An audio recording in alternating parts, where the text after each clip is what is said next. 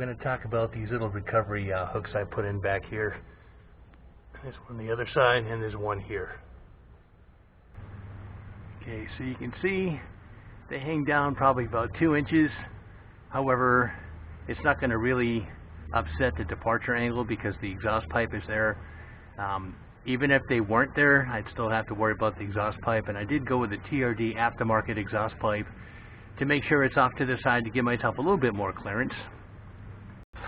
And of course I'm making this video right now because I had a couple clowns get on there and start complaining about these being mall mods and everything else, and I just like them because I've actually used them to pull somebody out that was actually stuck in the mud.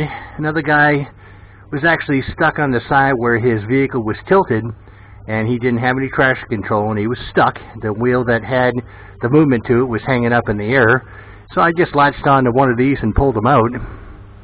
Nothing big. I've got this little step here that I can take off if I need the extra room.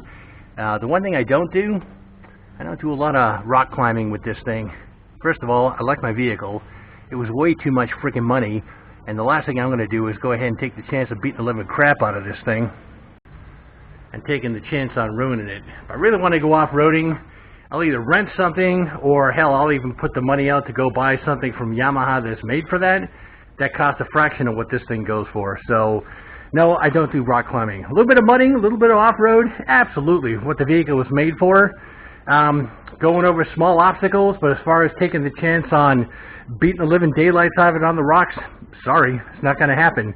So if I do a mod, guys, all I'm trying to do is help you out. If you want to modify something, take something like the little tie-down loops that came from the factory off, replace it with those little recovery points or tow hooks in the back. I'm just trying to help out is all.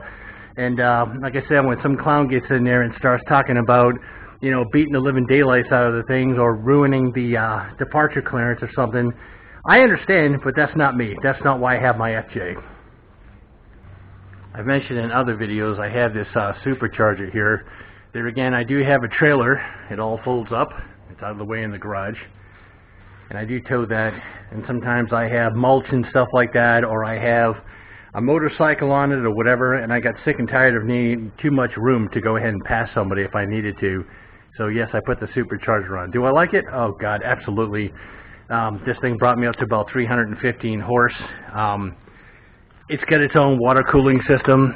It took me 2 12-hour days to put it in, and then I basically took my time getting over to Toyota and let them reflash the computer. But I bought the vehicle new in 07, Supercharger. I went ahead and got that in 2008, put that in, and I could not be happier. Of course, anytime you increase the temperature of an engine, it does take a toll on it over time, but as long as you keep your engine taken care of, you know, change the oil and stuff like that, make sure the cooling system for the Supercharger is topped off so it's not quite as bad, it's going to last a lot longer. Unlike some of the turbochargers that use your engine oil to go ahead and cool and heat the unit itself, again, this uses a water type, well actually the same thing. It's the same type of coolant that's in the vehicle, but it is water based. I love this thing. I really do. The only downfall is you get the urge to use it, and then your nice little fuel line turns into a garden hose, and it really sucks the fuel up. But on the other hand, I kind of knew that ahead of time since I know how superchargers work. So guys, again, no, I don't take this thing on rocks. That's the last thing I'm going to do is take a chance on a vehicle that's now worth about 50 grand. And, well, that's what I've been offered for, and I still won't take it because what am I going to take 50 grand and buy something with? A Jeep? That's just not me. Nothing wrong with it, but that's not me. So I don't want to part with this thing. But I'm not going to take a chance on taking a vehicle like this that's actually appreciating in value and take a chance on ruining it for good, or rolling it, destroying a side, bending panels and everything else. Also, when you go down roads that are kind of bumpy and all that stuff, it is good to take your time and not go flying down on them, reduce the amount of vibration going through the walls in here, because you've heard of some people having problems with cracks, and they've had to address it. Also, what they didn't talk about is some of the guys that put aftermarket bumpers on. Really cool, nothing wrong with that, but some of them would actually press up against here during some, you know, driving off-road at higher speeds, and the vibration actually causing metal fatigue and all that stuff. I don't do that. If I'm down a side road, I just take my time. You know, I enjoy the ride. I'm not, it's not a pre-runner. I don't need to be flying through the desert doing 80 miles an hour or something like that, or going down trails, so I just take my time. I want it to last. Alright guys, at the end of the day, I just want the stupid thing to last as long as I do, and just keep it forever until it basically either outlasts me or doesn't run anymore. And you can tell by the way I take care of it, it's going to last a long time. This supercharger from TRD is a Magnuson. You can still get them. The only thing I wish I could do is I have a smaller pulley, which would actually give me about 25 more horsepower, which would be nice, but I cannot find anyone, anywhere, that can basically tune this, hook it up to a computer, you know, run it on a rolling road and basically tune in all the stuff for me, because I guess there's some sort of cryptic stuff that Toyota uses in the software.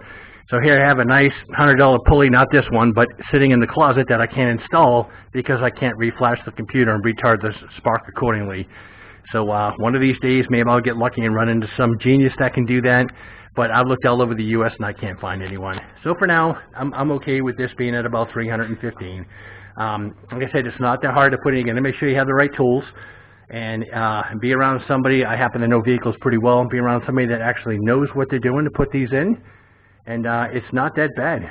And it's not intrusive or overwhelming. Sure, you got vehicles today that you throw this in and you can get 100 horsepower out of them. But at the time, back in 08, this is what they offered, and I'm really happy with it. So there again, guys, when I try to show you mods, I just show you what I did. I'm not saying you have to do any of this. If you don't like some of the mods, that's fine. But at least be kind in the comments and don't write to me crying and whining about, oh, yeah, you don't get it dirty. It's a mall FJ and all this stuff. I really don't need to hear that. I'm out there for you guys, showing you what the average everyday man can do, or a woman, I'm sorry, an everyday person can do to go ahead and modify their FJ. And you know what? I like it looking like this. I get a lot of comments that are positive. I've showed you all the little mods right down to dressing up all the bolts and stuff. Why? Because I'm proud of it. I'm actually happy with this vehicle the way it is. Like I said, I do a little bit off-road, not a lot. I don't know when things turned and became you have to climb friggin' rocks with an expensive vehicle.